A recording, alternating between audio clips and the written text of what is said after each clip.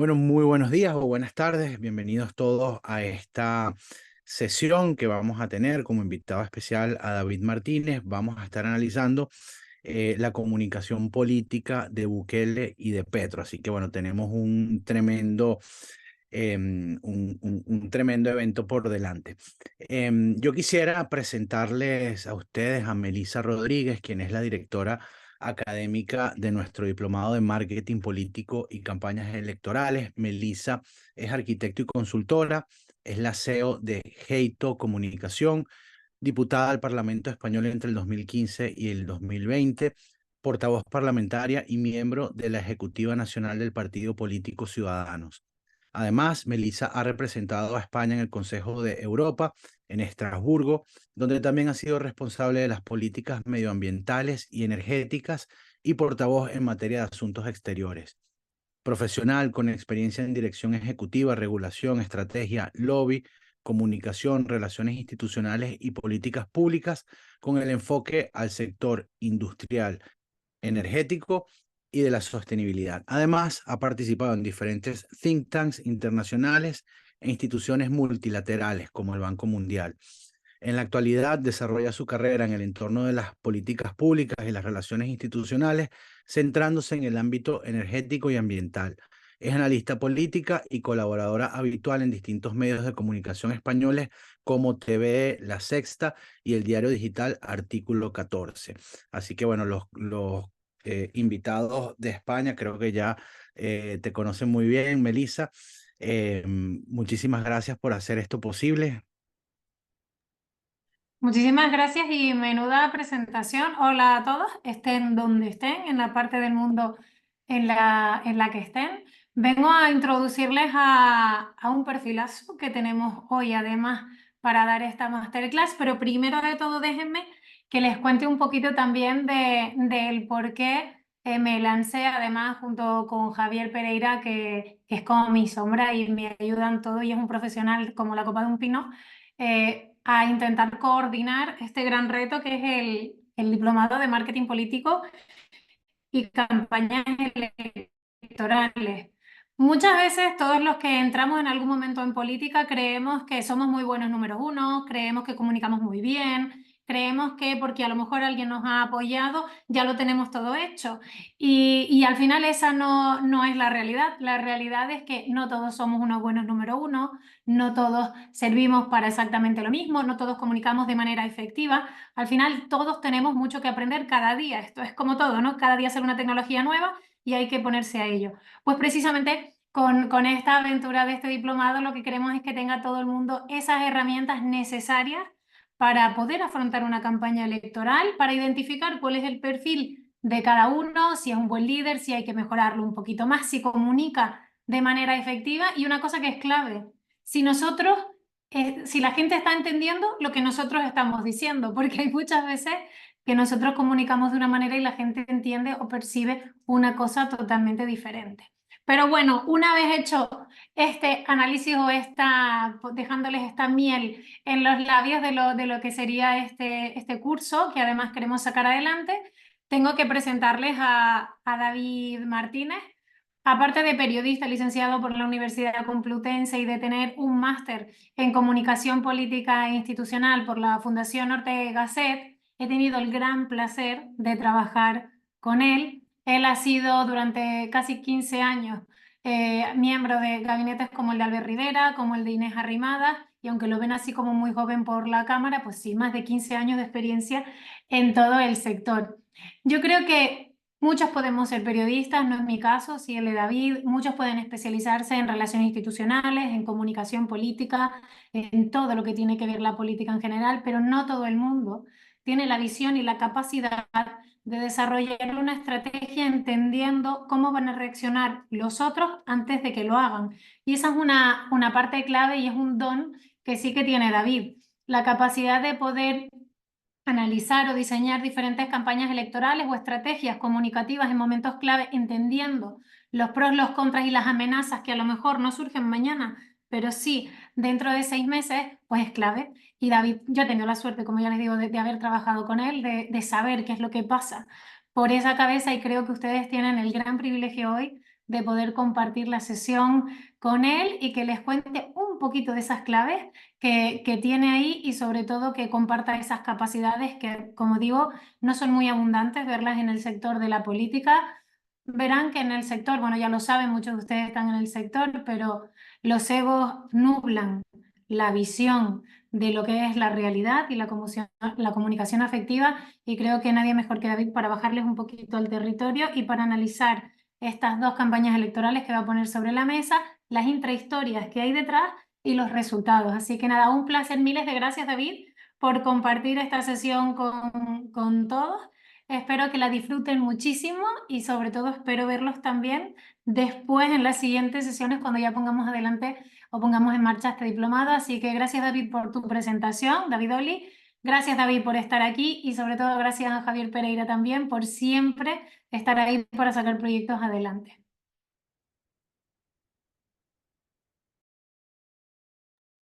Bueno, pues muchas gracias a todos. Gracias, Mel, por la presentación tan generosa como siempre. Javier, a David, Yoli. Bueno, voy a empezar a compartir la pantalla si queréis para que sea más sencillo.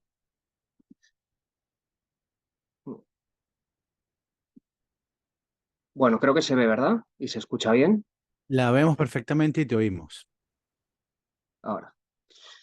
Bueno, pues sí, la idea de este webinar, la idea de esta sesión es en no mucho tiempo, en 40-45 minutos, analizar lo que han sido las estrategias o son todavía las estrategias de comunicación de dos casos de éxito en América, ¿no? El caso del presidente de El Salvador, de Nayib Bukele, y del presidente de Colombia, de Gustavo Petro.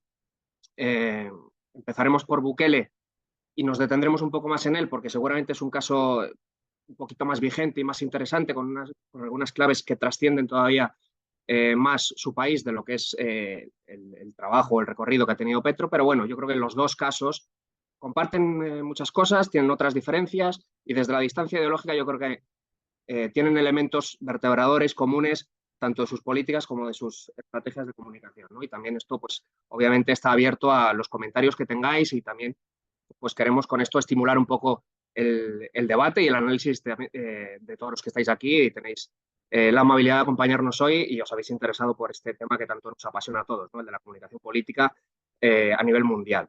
Bueno, pues por empezar por Bukele, aquí lo que hemos hecho es sintetizar un poco lo que es su biografía, ¿no?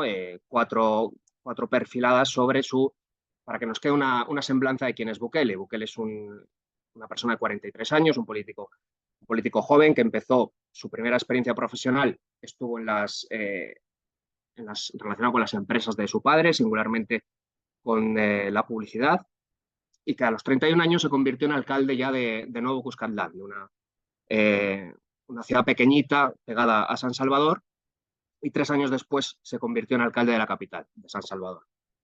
Esa fue su primera experiencia política, eso es lo que le da dimensión, eso es lo que le da también un perfil que luego aprovechará, como veremos más adelante, para lanzar su candidatura presidencial.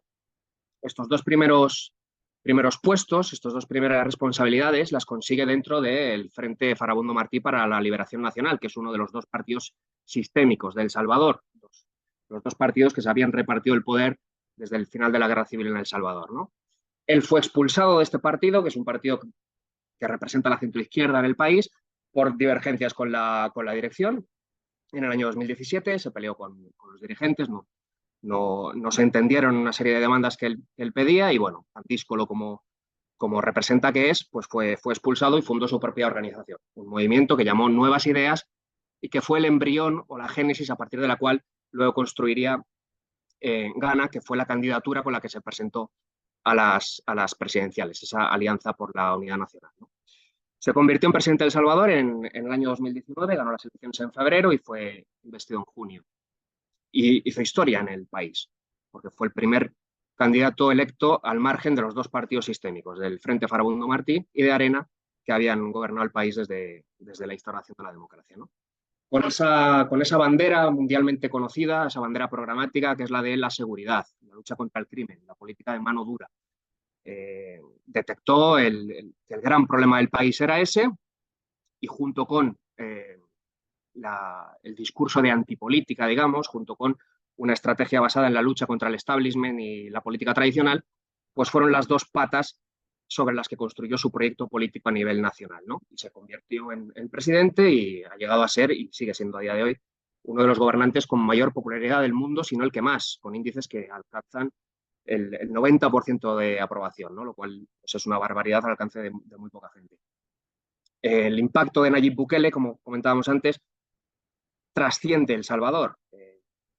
Lo vemos, pues, por ejemplo, en Ecuador, la experiencia de Daniel Noboa, que ganó las elecciones presidenciales el año pasado, está claramente influida también por el movimiento de Bukele, tanto en el diagnóstico que hace como en las recetas que aplica, como ahora en la forma de comunicar su gestión en Argentina y cosas de Javier Milei y de Patricia Bullrich al frente del Ministerio de Seguridad y la lucha contra el narco, sobre todo en Córdoba, que también podemos percibir que hay una clara influencia de Bukele. En Uruguay se está intentando lanzar también un partido a lo Bukele. En Colombia el año pasado hubo regionales y proliferaron candidatos por todas partes que se decían el Bukele del territorio en cuestión, ¿no? Está creando toda una escuela y creando y impactando más allá de las fronteras de ese pequeño país que es El Salvador, ¿no? Con la comunicación como parte fundamental de su éxito. Y antes de entrar en lo que fue la primera campaña de Bukele, sí que quería también dejar claro o trasladar esta primera enseñanza, ¿no? Esta primera máxima, que es el primer mandamiento de la buena comunicación. La medida que mejor se comunica o la decisión o la gestión que mejor se comunica es la que mejor se hace. Al final son los hechos los que marcan todo y si no te acompañan, la comunicación difícilmente hace milagros. Todo va a ser mucho más difícil si no tienes detrás pues, un buen diagnóstico, una coherencia con lo que haces, unas recetas que encajen con lo que la gente está pidiendo y, en definitiva, pues unas realidades sobre las que anclar tu trabajo, ¿no? Entonces, Bukele lo que hace es comunicar su gestión desde el primer momento, ese bagaje en las alcaldías, que son lo que le dan el proyecto nacional, la identificación de ese problema, que es el hartazgo con la clase política y la inseguridad en El Salvador, y el ofrecer unas recetas acorde con lo que la gente está demandando. Luego las ha ejecutado con coherencia, más allá de, bueno, de lo que pueda ser una valoración política de algunas medidas. Lo cierto es que ha satisfecho unas expectativas que creó en el electorado y que el electorado le ha dado cada vez más respaldo. Y este año pues volvió a ganar las presidenciales con el 85%, ¿no? Pero es después de todo eso cuando llega la comunicación. Bueno, pues hecho esta salvedad, podemos empezar a hablar de eso, ¿no? De lo que son los inicios de Bukele a nivel nacional, con ese perfil de protector, de servicios públicos para todos, que es un poco lo que había hecho él en la alcaldía de la capital, el extender los servicios públicos, el hacerse cargo de las demandas de las clases más humildes y ponerse de ese lado, ¿no? Junto con el cariz o el timbre de la antipolítica, sabiendo que hay un 75% de ciudadanos desafectos con los dos grandes partidos, ¿no? Tradicionales. Esta circunstancia, que opera en muchas partes del mundo, en casi todas las democracias, ahora mismo pasan por situaciones parecidas, pues él la supo ver, la supo aprovechar, en base a esos atributos que ya tenía de su gestión en las alcaldías, pues consiguió ese posicionamiento como el líder que necesitaba el país y poco a poco fue ganando cada vez más adeptos, trascendiendo también el eje tradicional izquierda-derecha, porque como hemos dicho antes, él venía de ese partido más de centro-izquierda y sin embargo pues supo caminar hacia algo más transversal, no necesariamente yéndose a la derecha, aunque ahora lo podríamos considerar evidentemente un líder de derecha, sino queriendo trascender. Él en sus discursos del año 17, 18 y 19 habla de sumar en vez de restar continuamente. Él quiere trascender ese eje y jugar en otra competición más allá de la tradicional de izquierda a derecha, ¿no? Este es un ejemplo de cómo lo recogieron los medios, su lanzamiento con ese destacado. Nuestro movimiento pretende cambiar el país y cambiar el sistema político del cual todos estamos hartos. Esto lo recoge Bukele en la carta con la que se lanzó, una carta no muy larga que, en fin, aconsejo leer porque está recogido toda su hoja de ruta de estos años. Ahí está todo el diagnóstico que hace contra la clase política tradicional, todo el relato que construye sobre la golondrina que no hace verano, llamando a sumarse todos, a todo el pueblo a su causa, y bueno, y por supuesto las banderas programáticas que blande desde entonces, ¿no? Luego esta es otra para mí, de las claves de Bukele en todo su en toda su ejecutoria, el relato de David contra Goliat que emplea. El relato de David contra Goliat es uno de los más poderosos que existen en el mundo. Es una historia que al ser humano le gustan las historias y esta es una que conocemos todos desde la infancia. El relato del pez pequeño comiéndose al grande, del pequeño que lo tiene peor y sin embargo es capaz de derrotar al gigante o al menos lo intenta. Esto es un relato muy atractivo, muy poderoso y Bukele lo tiene presente desde el primer momento. Aquí he recogido 3 entrecomillados, pero podrían ser 300, ¿no? Nos dicen que es imposible, nosotros no tenemos las decenas de millones y estructuras gigantescas que tienen ellos, tanto el Frente como Arena son maquinarias electorales al servicio de las oligarquías, de la oligarquía tricolor y la oligarquía roja. Bueno, él se presenta continuamente como pues ese referente de las clases desfavorecidas, de los más agraviados, de la gente que no está contenta con el sistema frente a este gigante que puede tener muchas caras, el establishment, medios de comunicación, grandes empresarios, políticos tradicionales, y él los enfrenta a todos, ¿no? Incluyendo, por supuesto, la prensa, como luego veremos. Tampoco es un fenómeno exclusivamente de El Salvador y tampoco Bukele inventa nada con esto. Podríamos pasearnos por Estados Unidos o por el Reino Unido, por Italia, por Francia, por un montón de democracias donde han surgido fenómenos de alguna forma equiparables o con similitudes, al menos en el discurso y en las intenciones de lo que era el proyecto y sigue siendo de este candidato, ¿no? A partir de ahí, a partir de todo este diagnóstico y de toda esta decisión de lanzarse a la arena nacional, pues va de menos a más, con un efecto bola de nieve muy claro, ¿no? Sumando adhesiones y con una estrategia bastante definida. Es capaz de reunir 200.000 firmas de apoyo, lo cual es una barbaridad. Un país como El Salvador, que no llega a los 7 millones de habitantes. Esa recogida de apoyos la va continuamente trufando de declaraciones y de iniciativas y de acciones contra los políticos tradicionales, que al tiempo que él recogía firmas entre la gente, que al tiempo que él iba poco a poco sumando adeptos, trabajándoselos, digamos, o comunicando que lo hacía desde abajo y proyectando todo eso, los grandes partidos recibían 40 millones de dólares para sus campañas y lo recibían porque una ley establece que tiene que ser así. Bueno, pues él criticaba a la ley, criticaba a los partidos y proponía que esos 40 millones, por ejemplo, se destinaran a los hospitales, ¿no?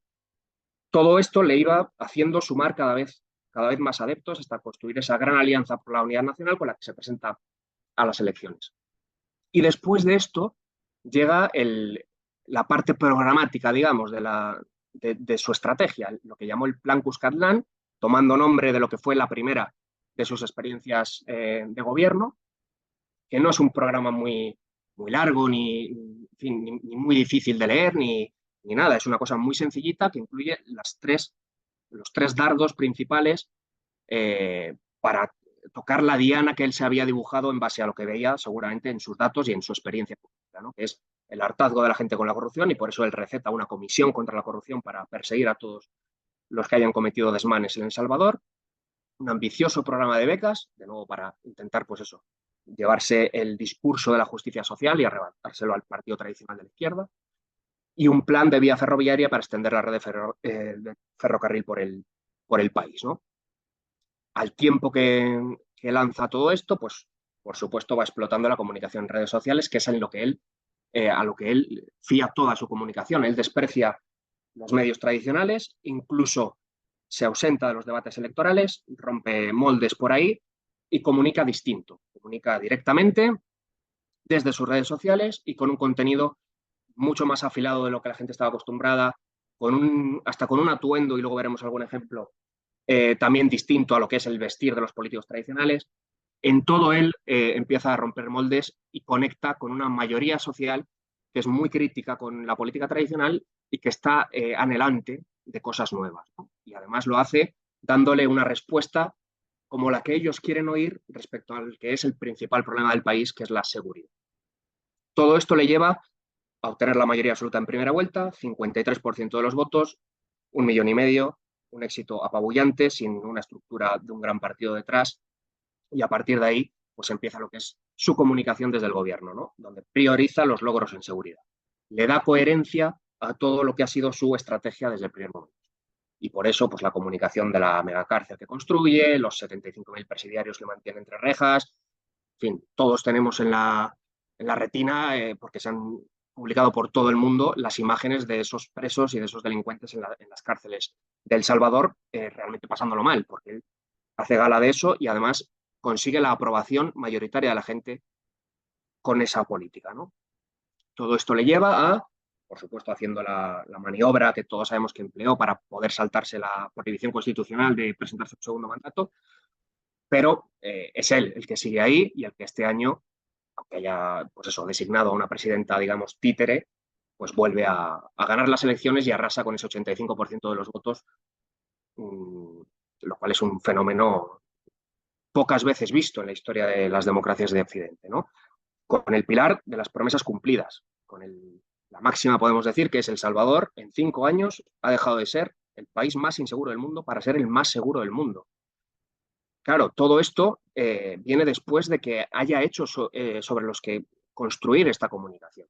Por eso la primera salvaguarda que ponía al comienzo de la presentación, ¿no? Él tiene unos hechos que comunicar y luego los comunica muy bien y de forma, digamos, distinta, pero primero está lo otro, ¿no? Primero está esa gestión acorde a unas expectativas levantadas y acorde a unas necesidades concretas de los ciudadanos que gobiernan.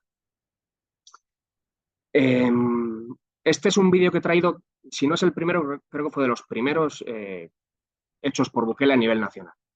Vamos a verlo, creo que es un minuto de vídeo y ahí se sintetiza muy bien todo lo que es la comunicación de Bukele, desde la forma de vestir hasta que lo hace en el sofá de su casa y el contenido de lo que dice.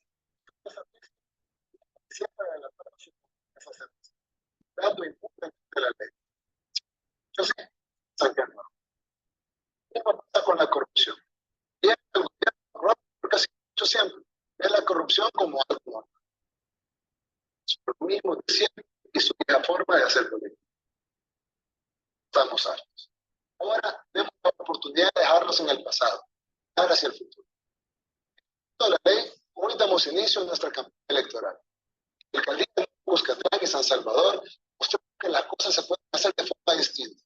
Demostramos que las nuevas ideas pueden convertirse en realidad, porque el dinero alcanza cuando nadie roba. Son los de perseverar. Si son podemos lograr. Este 3 de febrero, hagamos historia.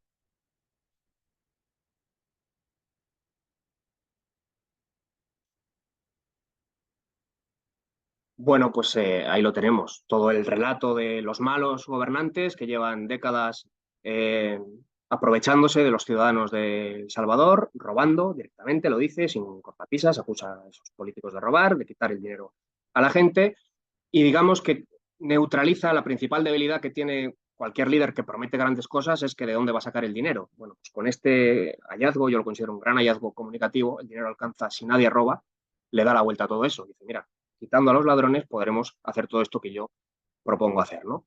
Mete también en su relato la experiencia en las alcaldías que él había estado los 6 años anteriores, con la cual también neutraliza otra posible debilidad, que sería la de su juventud o su inexperiencia. Él aquí lo recuerda y lo recuerda a lo largo de toda su campaña, que él ya ha gestionado y ya tiene un bagaje que presentar a los ciudadanos ante las elecciones, ¿no? Y luego, pues, el eslogan este de la golondrina, que incluso lo convierte en símbolo, fue el símbolo de la candidatura de gobierno de Ghana, con el que él se presenta a las elecciones y las gana, ¿no? Después ejecuta otra serie de acciones comunicativas. Una de las que, en fin, me parecen más destacables es esta. Ahora lo pondremos, pero bueno, él recoge pocas cosas ahí más poderosas que la semblanza, la imagen de una persona mayor o de un bebé. Esto en comunicación funciona muy bien. Es muy difícil que tú veas un bebé en un anuncio y no te quedes a ver de qué va el anuncio. Lo mismo pasa con una persona mayor.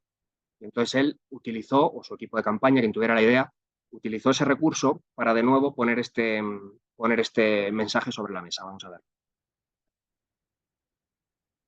Este es el nuestro viviente. Cuántas tristezas nos han subido la piel. Cuántos dolores nos han marcado el alma. Cuántas generaciones se han perdido frente a estos ojos. La de los campesinos masacrados en el 32. las generaciones pisoteadas por las dictaduras, la generación desangrada por la guerra civil, la que nació con la paz y se perdió 20 años entre arenas de la corrupción, la generación que se quedó esperando el cambio que nunca llegó.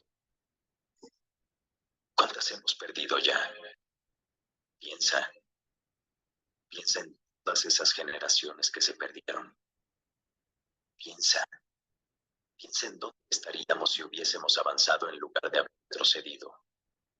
Piensa en el país que nos heredaron. No perdamos una generación más eligiendo a los mismos de siempre, a los que ya tuvieron varias oportunidades y las echaron a perder. Imaginemos ahora a nuestro país diciendo ya basta, de millones de salvadoreños dentro y fuera de El Salvador. Tomemos juntos la decisión que nos recordarán las generaciones por venir. Es tiempo de elegir un mejor destino y alzar al futuro. Es tiempo de darle paso a las nuevas ideas. Es tiempo de abrazar la esperanza y heredarle a los que vendrán el beneficio de la generación que cambió, de una vez por todas, nuestro querido país, El Salvador. El 3 de febrero, hagamos historia. Bueno, fijaos en cómo cambia, cómo juega con el blanco y negro y el color. El blanco y negro cuando habla del pasado y de todo lo malo que han hecho esos gobernantes ante los que él confronta. Y luego el color cuando habla de la esperanza. De hecho, empieza con ya basta y es cuando pasa al color, ¿no? Ya basta y vamos a construir un futuro distinto, ¿no? Esas arrugas del dolor, ¿no? En esa mujer mayor. Cualquier salvadoreño puede ver en ella pues, a su abuela, a su madre, a un familiar cercano. Él juega con ese recurso muy poderoso, que cala muy bien, para construir o volver a dejar claro ese relato, ¿no? Del cambio que él ofrece y dibujándose como esa alternativa a la política tradicional, pues que presentaba al fin y al cabo un bagaje muy pobre en términos de desarrollo económico, en términos de desigualdad y, por supuesto, en todo lo que tiene que ver con la inseguridad que azotaba a El Salvador, ¿no? Y de nuevo, pues eso, el simbolito de la golondrina que también le acompañó toda la campaña. Aquí he querido recoger, bueno, son 3 ejemplos de su comunicación directa, de cómo Bukele va contra el establishment y, por lo tanto, contra los medios de comunicación tradicionales, contra la prensa, y emplea una comunicación distinta, basada fundamentalmente en las redes sociales.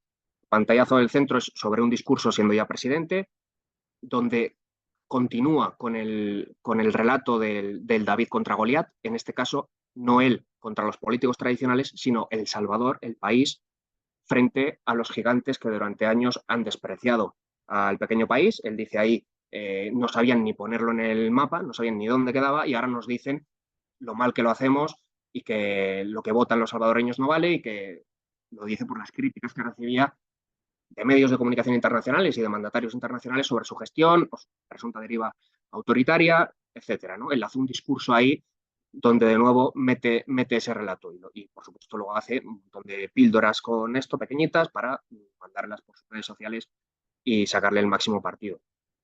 En la izquierda es uno de los ejemplos de los muchos encuentros directos que él tiene con sus seguidores. Les animaba a hacerle preguntas y él, por supuesto, elegía a las que más le convenía o las que creía que le podía sacar mejor partido, o las agrupaba para responder directamente desde su casa y también meter su mensaje. Pero con esto lo que está comunicando es: soy uno de los vuestros. Os meto en mi casa, aquí estoy, os abro las puertas de mi casa y hablo directamente con vosotros.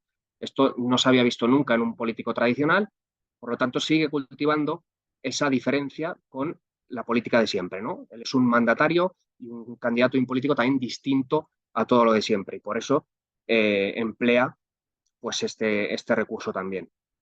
A la derecha está el ejemplo de la respuesta que dio a la BBC, podía haber puesto también la que dio al diario El País más recientemente, atacando directamente al medio en cuestión, que le intenta hacer una pregunta incómoda y y lo que responde es negando la mayor y negando la legitimidad. Lo que le dijo a la BBC fue muy parecido a lo que le dijo al País. La democracia es lo que voten los salvadoreños y no lo que diga un periodista del extranjero, digamos, ¿no? Entonces él vuelve a meter a toda esa prensa crítica en el mismo saco del establishment frente al que él ha ganado las elecciones.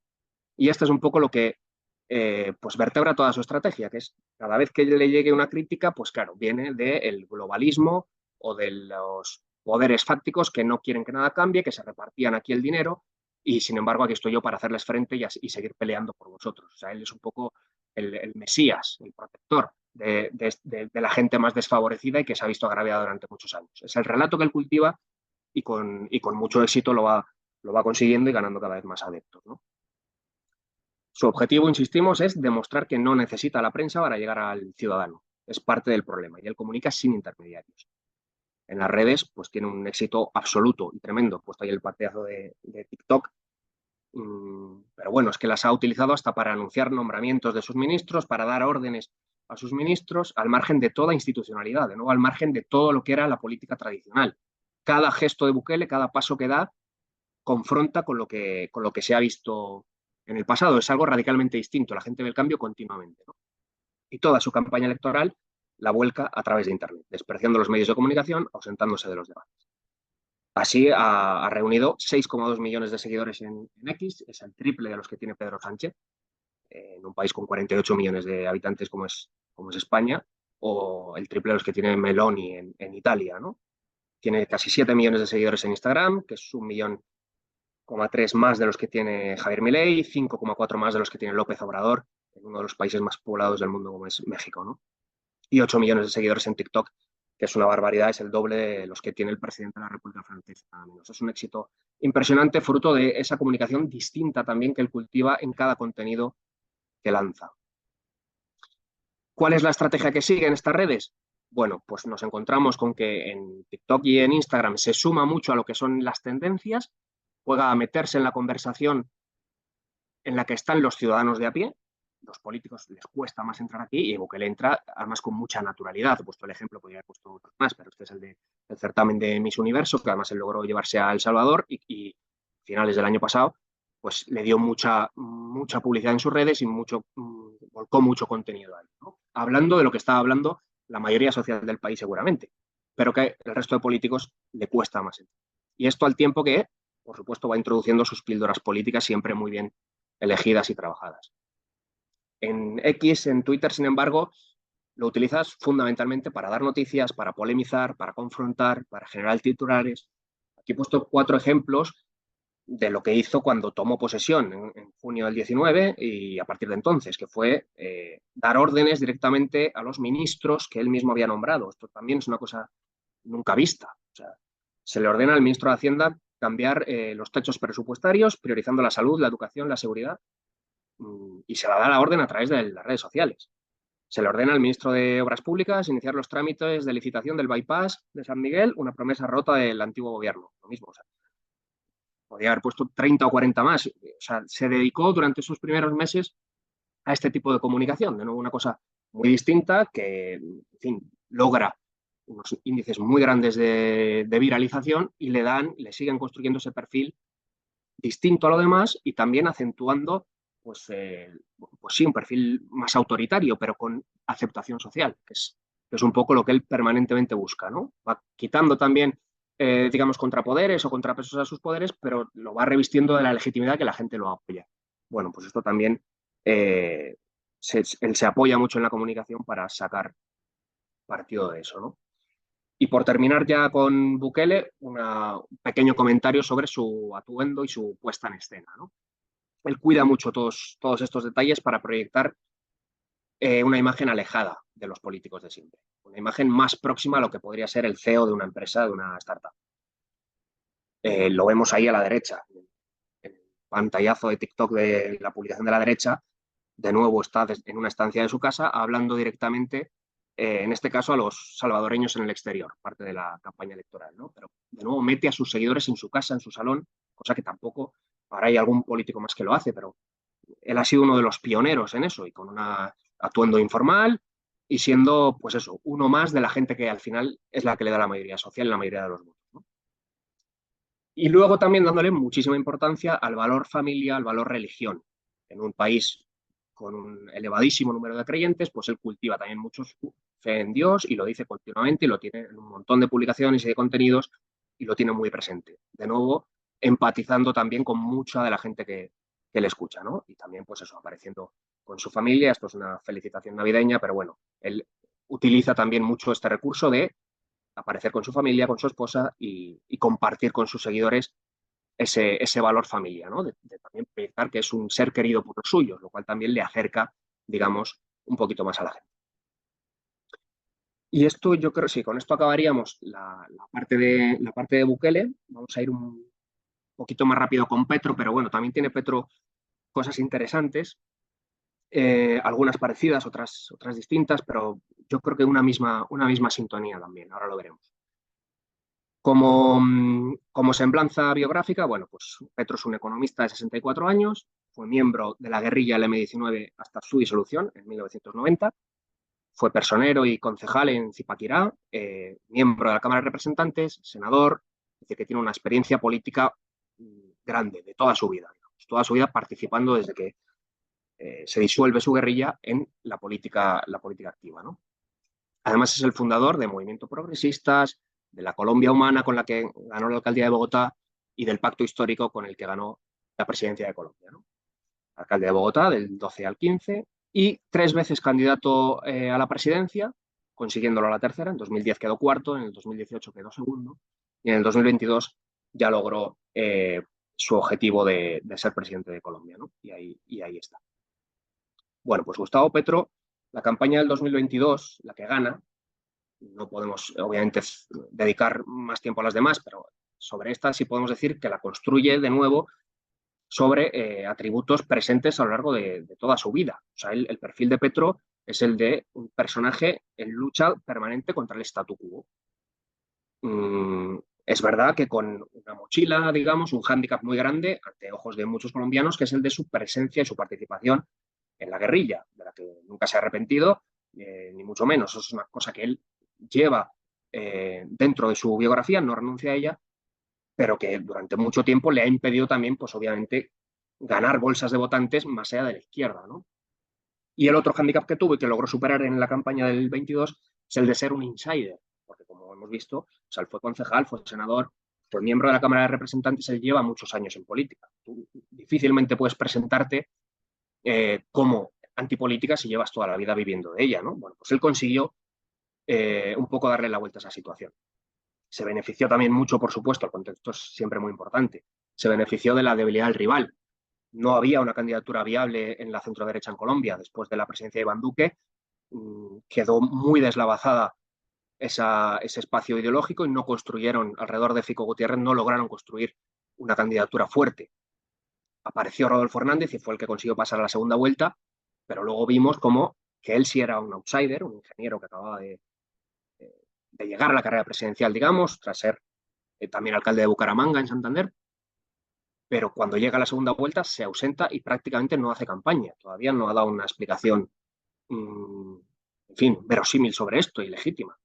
Con lo cual, todo este contexto también le despeja mucho el camino a Gustavo Petro, que ya era la tercera vez que se presentaba, para lograr la victoria, ¿no? Una campaña en la que estuvo muy presente la personalización de los mensajes, tanto en su figura como en la de su candidata a vicepresidenta, Francia Márquez, que tiene una importancia decisiva y ahora veremos también algunas cosas sobre ella, y el mensaje de abrir una nueva etapa tras muchos años de centroderecha, de Iván Duque, de Juan Manuel Santos, de Álvaro Uribe, con el mensaje del agotamiento social, además muy presente por la reforma tributaria tan polémica que presentó Duque en plena pandemia, que tuvo una contestación muy grande, lo que se denominó el estallido social en las calles de Colombia. Todo eso generó un caldo de cultivo propicio al cambio y Gustavo Petro supo surfear esa ola, ¿no? También erigiéndose contra los partidos tradicionales, la corrupción rampante en Colombia y la injusticia social. Empleó una campaña cargada de emociones donde dibujó la dicotomía del pueblo, que él representaría, contra las élites que representarían todo lo demás, ¿no? Los gobiernos que llevaban pues, teniendo el poder en Colombia las últimas décadas.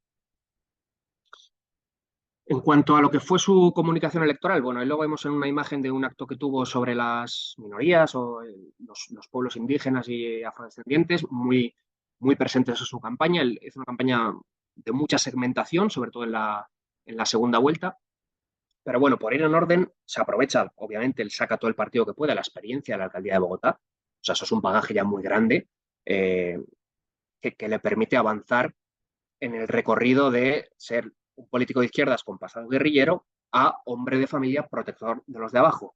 Y entre otras cosas, porque tenía hechos que demostrar. Él en la alcaldía de Bogotá, desde ahí, desde ese gobierno, tenía números y tenía resultados concretos que le daban argumentos de sobra de gente que había sacado de la marginalidad gracias a sus programas de reinserción social, de ayuda a los más desfavorecidos. Él ahí tenía números de los que sacar pecho. Y además Petro es una persona muy solvente en lo retórico, muy bueno en los debates y le supo sacar todo provecho a esa gestión, ¿no? En la primera vuelta su estrategia fue más de movilizar para dibujar la viabilidad de su alternativa, digamos, logró grandes movilizaciones, y en la segunda ya fue más a lo que hemos visto de la personalización del candidato cercano, protector de los de abajo. Le asesoró ahí Antonio Gutiérrez Rubí, el español, se fue para allá, un experto precisamente en estas cosas, en cómo sacar el lado humano de la gente. Al final Petro tenía que ser la persona que no daba miedo a la gente, ¿no? Y que no movilizaba a la derecha en exceso. Tenía que movilizar a los suyos y no movilizar a los de enfrente. Bueno, pues para eso desarrolló toda esa estrategia. Y luego una segmentación muy importante en cuanto a dirigirse a los jóvenes, con un programa ante la falta de oportunidades que tenían, a las mujeres, con un discurso sobre la igualdad muy presente en cada cosa que hacía, a los pueblos indígenas, que ya hemos visto, a las clases más desfavorecidas, muy presente también el discurso verde en él, ya desde la alcaldía de Bogotá le dio mucha importancia a eso, con lo cual había de nuevo coherencia en lo que decía y también unos hechos que le acreditaban, y también mucho protagonismo y mucha fuerza en las redes sociales. Todo esto le permitió hacer ese recorrido. O sea, aquí vemos uno de sus carteles electorales: Cambio por la vida, las letras de colores, el corazón dibujando con las manos, la sonrisa. O sea, al final su estrategia es la de aparecer como ni más de lo mismo ni un peligro, sino un cambio, podemos decir, tranquilo, a mejor, una reforma, no dar miedo a nadie. No es el guerrillero de los años 80, esto es otra persona, es un poco lo que viene a comunicar, ¿no? Y además es un candidato conocedor del país, con una trayectoria detrás de cargos públicos y con una gestión en la alcaldía del país acreditada. Le dio también un peso importante en la campaña a Verónica Alcocer, a su pareja, presentándola también como, bueno, una futura primera dama distinta también a lo que estaban acostumbrados a ver los colombianos, ¿no? Alejada de lo convencional, más natural, con más desparpajo, alejada de las convenciones. Y luego el peso absoluto decisivo que tuvieron las minorías en la victoria de Petro. Prácticamente todas las minorías se reúnen en su candidata a vicepresidenta, Francia Márquez, y ahora es cuando nos detenemos un poco más en ella. Esto para mí es uno de las claves de la victoria de Petro y también probablemente una de las claves de la devaluación que ha tenido desde el gobierno, porque esto ya lo va perdiendo, ¿no? Pero bueno, Francia Márquez, mujer, orígenes humildes, el sur del país, la lucha por los derechos humanos, la lucha por el medio ambiente, la justicia social. O sea, reúne en torno a ella prácticamente todos los segmentos a los que Petro se dirigía para ganar las elecciones. Este vídeo, que creo que dura cerca de 3 minutos, creo que resume perfectamente lo que fue toda la línea de campaña de Gustavo Petro, sobre todo en la segunda vuelta.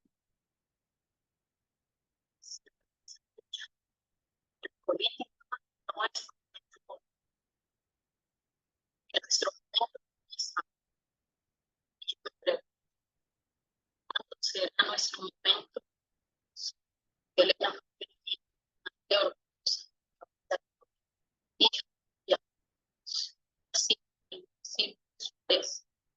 departamento.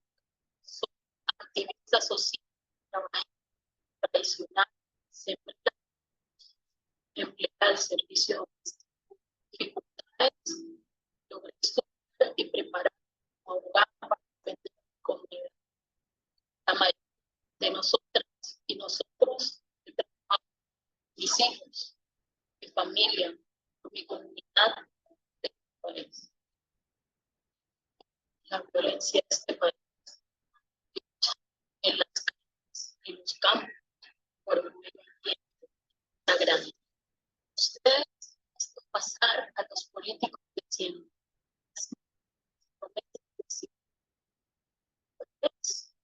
Cambios. Sobre todo, el salario no alcanza para vivir en el sistema de salud para más precario y la vida en víctimas para la violencia. Cansado de sus ganancias a punta del hambre, la política.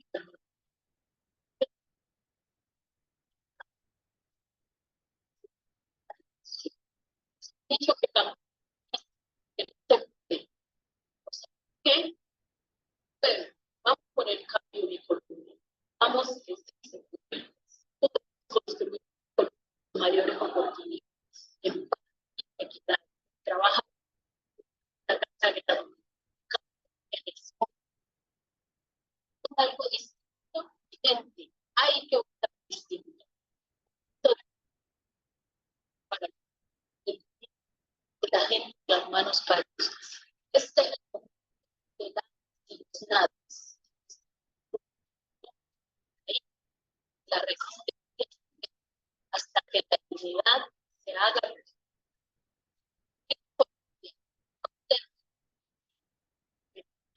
para nuestro país. Siguiente,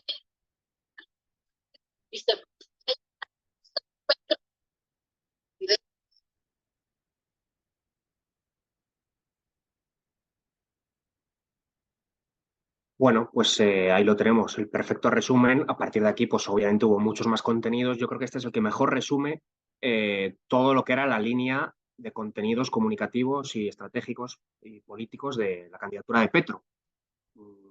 Está perfectamente sintetizado aquí. La referencia que hace a los nadies, que viene, como sabéis, del poema de Galeano, ¿no? Sobre los nadies, muy presente en toda esta gente a la que él se dirige. Y al final estas clases humildes y estas clases desfavorecidas están escuchando a una de los suyos hablar de esto, no a un político que ven con distancia. Y esto es clave, la autenticidad con la que esta candidatura fue capaz de acercarse a toda esta gente que al final le dio la victoria. El pasar de la indignación a la acción, lo dice en el vídeo. O sea, es el empoderamiento de toda esta gente. Oye, ha llegado vuestro momento y sí se puede, ¿no? Que es un lema muy socorrido, pero que en este caso tiene pues todo ese relato detrás y toda esa fuerza de que te lo está diciendo alguien que verdaderamente está pudiendo, porque es candidata a vicepresidenta nada menos y ya está en la segunda vuelta y ya está haciendo que las cosas puedan llegar a cambiar, ¿no? Ese cambio está presente en todos. O sea, esta es la candidatura del cambio en todas sus facetas. El uso que hacen de la música, los colores vivos que emplean, no es lo que están acostumbrados los colombianos a ver cuando ven un cartel electoral. Bueno, pues ahí la candidatura sabe innovar y permanentemente estar proyectando que son la némesis y lo contrario a lo que se viene sufriendo en las últimas décadas en Colombia, ¿no? Esas injusticias sociales, ese descrédito institucional, la corrupción, la exclusión de las minorías, porque, insistimos, se dirige directamente a esos segmentos que hemos visto antes, ¿no? Luego llega el gobierno, vamos ya terminando. Petro gana las elecciones, esta es su toma de posesión y desde ahí pues llegan nuevos gestos. Este es el primero de esa nueva etapa, ¿no? Digamos, desde el poder, cuando hace traer la espada de Bolívar a su toma de posesión. Un choque que tuvo ahí también con la administración saliente de Iván Duque. Y bueno, pues para de nuevo simbolizar que es él el heredero, digamos, ¿no? de Simón Bolívar y el que de ahora en adelante va a blandir su espada que también entronca con su pasado guerrillero, porque el M-19 nació precisamente robando la espada de Bolívar, ¿no? Bueno, él quiere construir un relato alrededor de su ejecutoria también coherente con todo lo que viene atrás, sin renegar de nada. Y a la hora de ganar las elecciones, lo cierto es que lo consiguió. Y a partir de aquí quiere pues, seguir trabajando en esa dirección. Lo que pasa es que las cosas le empiezan a no salir. Él creó unas expectativas que, al contrario que Bukele, no ha sido capaz de satisfacer, ¿no? Y el Petro que hoy tenemos no tiene nada que ver en cuanto a índices de popularidad con el de hace 2 años. Y esto es un poco el resumen final de Petro, ¿no? En este momento de Ecuador de la legislatura en Colombia. La parálisis de la agenda reformista. Veremos qué acaba pasando con la reforma pensional y la de la salud, pero lo cierto es que han pasado 2 años y nada de lo que prometió ha sido capaz de sacarlo adelante, con lo cual no tiene unos hechos que acreditar, no está siendo capaz de demostrar que cumple con lo que prometió. Y a pesar de que en el Parlamento ha encontrado, bueno, aliados y otros posibles aliados dispuestos a colaborar con él, incluso desde la derecha, ¿no? Pero no ha sido capaz de armar esas mayorías. Además, le ha estallado el escándalo de corrupción que salpica a su hijo y que su hijo, a su vez, ante el fiscal declaró que su papá sí que lo sabía, en palabras textuales, ¿no? Sobre la financiación irregular al norte de la campaña de Colombia. Todo esto le hizo hundirse la popularidad en tiempo récord. El año pasado ya tenía 25 puntos menos de aprobación de lo que tenía cuando ganó las presidenciales, y le llevó a un desastre electoral el 29 de octubre en las elecciones regionales, donde su espacio ideológico, digamos, se vio barrido literalmente por las candidaturas de derecha en las principales ciudades de Colombia y en los principales departamentos, ¿no? Todo esto ha dibujado un clima que en 2 años al final ha perdido prácticamente el capital que le llevó a la presidencia, ¿no? Y ahora él, ¿qué está haciendo? Pues tiene el recurso de la huida hacia adelante, que es el de apostar por una asamblea constituyente. Es decir, que no le están dejando sacar adelante el programa que votaron los colombianos y que, por lo tanto, hay que ir a una asamblea constituyente para sacar adelante ese programa reformista. Él sabe perfectamente que, primero, renegó de esta solución en campaña, él tiene declarado que no hacía falta una asamblea constituyente, que no iba a apostar por ello, con lo cual, de nuevo, sufre su credibilidad al hacer lo contrario de lo que prometió, pero es que además es una iniciativa imposible de sacar adelante por múltiples cuestiones en Colombia. Simplemente es un recurso retórico con el que él pretende tener gasolina para agotar la legislatura y luego participar de alguna forma en una candidatura continuista y apoyar pues eso, a un candidato que pueda sucederle de alguna forma, porque en Colombia no se puede uno presentar a la reelección, pero vamos, con toda probabilidad yo creo que el sucesor de Petro vendrá de otro espacio ideológico distinto al suyo, porque de nuevo los hechos no lo están acompañando, pues eso, lo que prometió, la gestión que prometió, y no puede ahora comunicar bajo tierra firme, digamos, sino simplemente pues dar pedaladas en el aire con esa retórica, ¿no?, populista de la Asamblea Constituyente. Con esto terminamos y yo creo que, bueno, sí, para acabar os he traído, no tiene nada que ver ni con Petro ni con Bukele, pero es Karl Rove, es el que fue asesor de cabecera de los republicanos en Estados Unidos durante muchos años, mano derecha de George Bush y uno de los grandes referentes de la comunicación política a nivel mundial. Y yo creo que esta enseñanza vale para cualquier persona que participe en la asesoría a un candidato o para cualquier candidato a cualquier cosa en política, ¿no? Lo que decía Rove es que las 3 preguntas que se hace un ciudadano sobre un candidato que se presenta ante él son: ¿es un líder fuerte? ¿Puedo confiar en él? ¿Se preocupa de la gente como yo? Cuando eres capaz de responder afirmativamente a los ojos del ciudadano a estas 3 preguntas, tienes las cualidades del liderazgo: la fortaleza, la credibilidad y la cercanía. Yo creo que tanto Petro en su momento como Bukele todavía reúnen las 3 cualidades del liderazgo. Petro las está perdiendo, sobre todo lo que tiene que ver con la credibilidad, y Bukele está siendo capaz de mantenerlo, más allá de lo que pueden ser las diferencias políticas o ideológicas que todo el mundo pueda, en fin, debatir sobre eso, ¿no? Pero sobre un análisis, digamos, técnico y profesional de lo que es su ejecutoria política y su comunicación, yo creo que reúne afirmativamente respuestas a estas 3 preguntas de Rove, que me parecía apropiado para, ya que hablábamos de dos líderes mundiales, de 2 presidentes, de 2 candidatos presidenciales con éxito, pues acabar con ello, porque yo creo que tiene vigencia siempre. Así que por mi parte, muchas gracias a todos, creo que hemos cumplido con el tiempo y a disposición.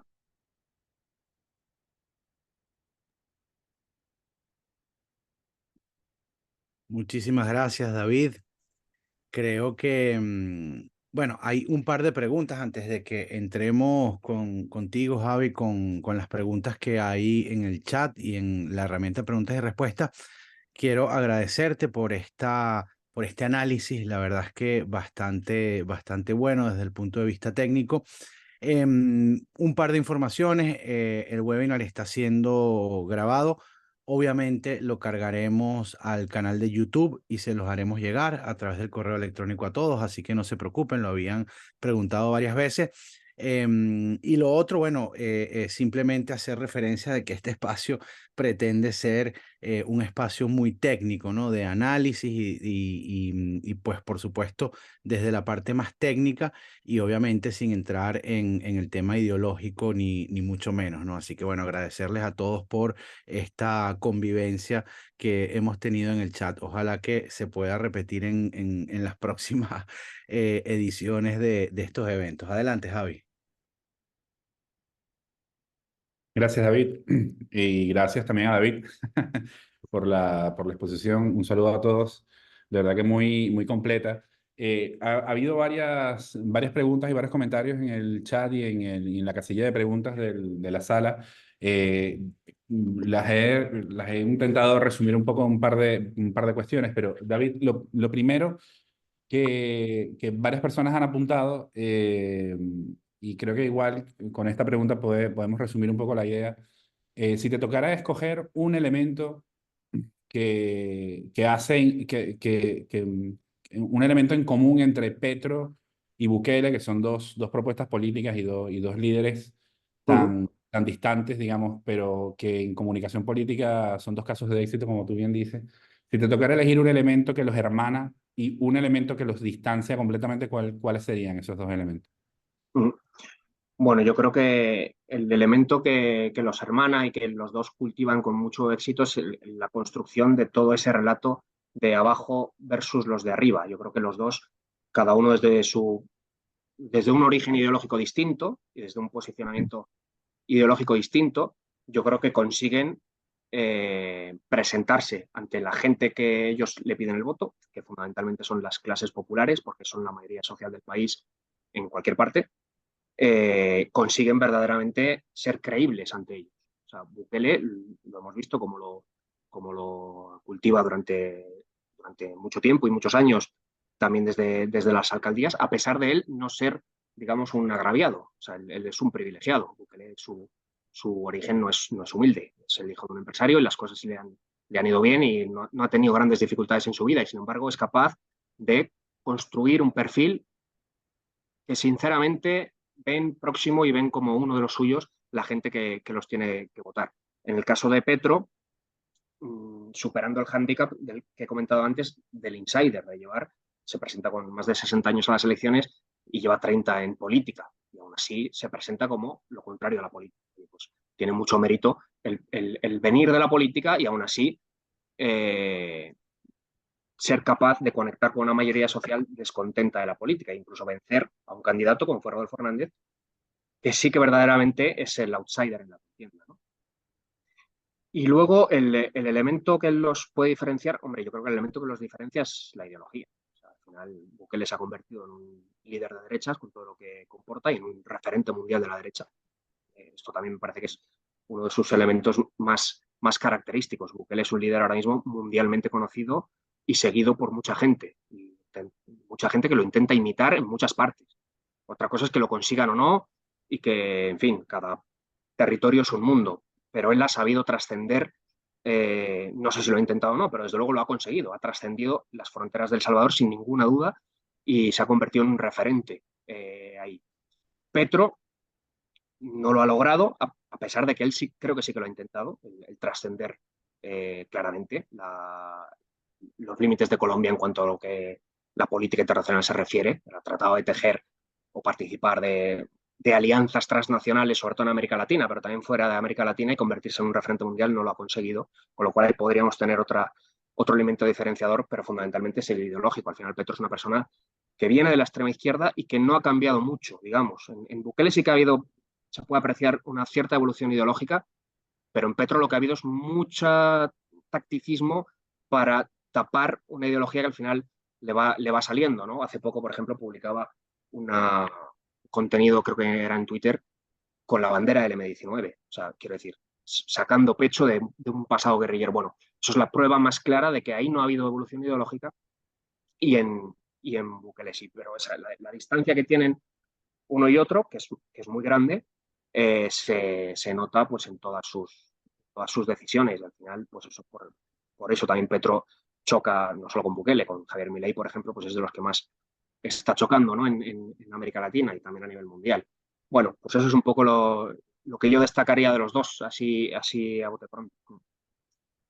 Vale, están entrando varias preguntas muy interesantes después del final de la charla. Voy a intentar sintetizar también algunas, pero hay un par que tienen que ver con cosas además de referencias que hacen ambos líderes, ¿no? En primer lugar, el tema de la confrontación con los medios de comunicación y los periodistas, que también es un elemento en común en muchos Sí, líderes de nueva oleada en América Latina, pero también Petro y Bukele es un elemento que ambos tienen en común, ¿no? Esta confrontación constante con los medios de comunicación y con los periodistas, ¿no? Eso es un elemento que comentan en un par de preguntas y luego eh, también hay un par de referencias que hacen sobre si es éticamente cuestionable estrategias aplicadas por candidatos como Bukele y Petro, que están apelando constantemente a emociones, ¿no? Si esto puede ser cuestionable o es una herramienta, digamos, dentro de la caja de herramientas que puede haber en comunicación política habitual. ¿Cómo lo ves tú, David? por supuesto, o sea, sí. Hay cosas que son éticamente reprobables para mí en los dos candidatos, pero claro, esto ya son los límites morales de cada cual. Otros dirán que no hay ningún problema con eso. Bueno, yo lo que siempre, el otro día que dábamos una clase de máster de algo parecido, al final los límites morales se los pone cada cual y cada uno de los que aspiren a participar en partidos políticos o en asesorar candidatos, pues sabrá muy bien para quién quiere trabajar y para quién no estaría dispuesto a trabajar. Probablemente muchos de los presentes pues nunca trabajarían para una persona como Bukele. Bueno, pues se trataría de aprender de lo que ha hecho bien comunicativamente y profesionalmente para aplicarlo a los candidatos con los que moralmente sí estarían de acuerdo. Pero, por supuesto, tienen toda la razón. La ética juega un papel en la política, por supuesto, y en la comunicación política exactamente el mismo. O sea, los límites morales, cada uno tiene que tener muy claros los que son y desde luego, pues también aplicarlos, claro. Y luego, sobre lo de los medios de comunicación, sí, o sea, esto es algo muy transversal no solamente en estos dos personajes públicos, sino yo diría que en todas las democracias del mundo. Al final, los medios de comunicación se han convertido en un poder más. Tradicionalmente se ha denominado el cuarto poder. Bueno, por algo es, ¿no? Es porque verdaderamente ejercen una influencia que no siempre está sujeta, además, a escrutinio público. Entonces, bueno, acumulan muchas veces los tradicionales un descrédito muy grande, porque lo mismo que hay descrédito con la clase política, lo hay también con los medios de comunicación, el mismo. Pero además, lo que hacen estos líderes de carismas populista es presentarlos como un enemigo, digamos, para poner la venda antes de la herida y ya cada crítica que venga de esos medios le niegan la legitimidad de raíz. Cuando Bukele carga contra la BBC o contra el diario El País, lo que le está diciendo a su público, que cree firmemente en él, es todo lo que venga de estos medios no cuenta para nada. Trump hace exactamente lo mismo en Estados Unidos. En España lo ha hecho Podemos durante los últimos 10 años. El negar la legitimidad a medios de comunicación directamente. Pedro Sánchez también lo ha hecho, con ciertos medios que no son de su cuerda ideológica, les niega la legitimidad y a partir de ahí dice todo lo que venga de ahí no sirve. Bueno, es un recurso más, de nuevo aquí entrarían en juego también los límites morales, pero yo creo que se suman las dos cosas. El descrédito que muchas veces acumulan los medios de comunicación y por lo tanto facilitan la tarea a estos políticos que se presentan contra el establishment y lo que es ya la mera táctica política de estos políticos de decir, voy a prevenirme porque sé que me van a atacar, porque lo que voy a hacer no va a gustar a muchos medios, muchas veces además porque tiene que ver con la libertad de prensa, y me voy a prevenir diciéndole a mi público que todo lo que venga de ahí no vale. Que las críticas que vengan en el caso de Bukele, del diario El País o de la BBC, pues no valen, ¿no? Entonces, bueno, yo creo que ese es un poco el comentario que haría, esas dos apreciaciones. Mira, hay varios comentarios también que son súper interesantes sobre temas mucho más particulares de marketing, ¿no? Por ejemplo, Carlos hace un comentario alrededor de si las siglas GANA del partido de Bukele es una estrategia que pudiera llegar a ser efectiva como copy para movilizar, con el efecto bandwagon y etcétera. Luego, el logo, la imagen, Pedro nos comenta que la imagen del partido GANA es muy parecida a Sinsajo, a los temas de los Juegos del Hambre, ¿no? Y que hacen como una vocación muy directa, lo de la golondrina hace como una vocación muy directa a esa referencia que, digamos, es muy común entre jóvenes y que también pudiera llegar a tener un cierto peso en la resignificación de ese logo, ¿no? Y luego, desde Colombia nos comentan cómo se pudiera trabajar, y aquí creo que lo hacen sobre la referencia de Francia, si tienes un candidato, o en este caso una candidata que tiene, por ejemplo, un tono de voz muy agudo, o si, digamos, tiene alguna dificultad digamos, tener una capacidad comunicativa, digamos, que acompañe el carisma, cómo se podría trabajar, ¿no? O sea, cómo este tipo de problemas se podrían trabajar desde el marketing político, ¿no? Te dejo Ujú. esas tres observaciones un poco para que las comentes. Vale, pues bueno, vamos a ir en orden. Sí, lo del Ghana, de hecho, las siglas no son exactamente lo que significa la candidatura de Alianza por la Unidad Nacional, pero él lo construye porque obviamente está buscando el efecto bola de nieve y de estado de ánimo. Al final, una campaña electoral busca eso, busca generar buen estado de ánimo para tu candidato y mal estado de ánimo para los rivales. Por supuesto que además estratégicamente lo eligieron así. Primero fueron con el de Nuevas Ideas, con ese germen de esa formación política, y luego construyen una candidatura ya más grande y la llaman Gana, ¿no? Bueno, pues es parte, por supuesto, de buscar ese buen estado de ánimo. Ahí hay que medir muy bien los tiempos también. Esto es una cosa lo más difícil probablemente de hacer, en qué momento lanzas la candidatura, ¿no? Y cómo, en fin, evitas que sea un paso en falso. Bueno, yo creo que lo midieron bastante bien, seguramente pues tenían estudiado en el momento en que subieran determinado porcentaje, pues ya van con ese movimiento más grande, pero sin ninguna duda lo hicieron así. Y luego, en cuanto a que se parezca el logo de los Juegos del Hambre, pues eso ya no, en fin, no lo sé, no tengo ni idea, a la gente que está ahí, pero es verdad, está muy bien traído, puede ser que lo eligieran así, pero también es verdad que casi todo está cogido ya, o sea que es muy difícil que hagas algo y no se le busque una similitud con cualquier otra cosa en política o en el mundo de la producción audiovisual, como es en este caso, o de la literatura o lo que sea, ¿no? Con lo cual yo ahí eso ya se me escapa, pero que sí que tiene un relato detrás, digamos, él dibuja una golondrina porque él está diciendo en su discurso que una golondrina no hace verano, pero que si se suman muchas, entonces ya sí, porque está permanentemente jugando con esa estrategia de desde lo poco, desde lo nimio, desde ser uno solo, a ganar las elecciones y ser cada vez más, y la ambición de ser todos los posibles, ¿no? Entonces sí que todo está ahí medido. Y respecto a lo de la voz de la candidata o del sí se puede mejorar, por supuesto, o sea, hoy en día hay especialistas de todo tipo que te ayudan en todo. La modulación de la voz quizás sea lo más difícil. Si tú tienes un tono que no sale bien por radio, por ejemplo, que es donde más importancia tiene, o que no pega bien en televisión, tienes un problema grande y probablemente lo mejor sería que esa persona se dedicara a otras cosas que no sea la portavocía. Pero si no hay más remedio que se tiene que dedicar a la portavocía o a ser candidato o candidata, pues desde luego, hay desde logopedas a glosopedas y hay gente que sabe de esto muchísimo y que te ayuda a mejorar en todo tipo de ámbitos. Pero así como el camino del aprendizaje es muy grande en lo que a retórica se refiere, o a estrategia política, o a comunicación, porque ahí las aptitudes sí que son, digamos, fáciles de aprender. No hay ninguna duda. Cuando ya tienes una debilidad tan grande que es física, digamos, como el hecho de que el tono de voz no acompaña, esto es algo que, por ejemplo, en España me viene a la cabeza el ejemplo de Baltasar Garzón. Baltasar Garzón es un juez estrella de España que en el año 93 se presentó a las elecciones con el Partido Socialista siendo el número 2 de Felipe González.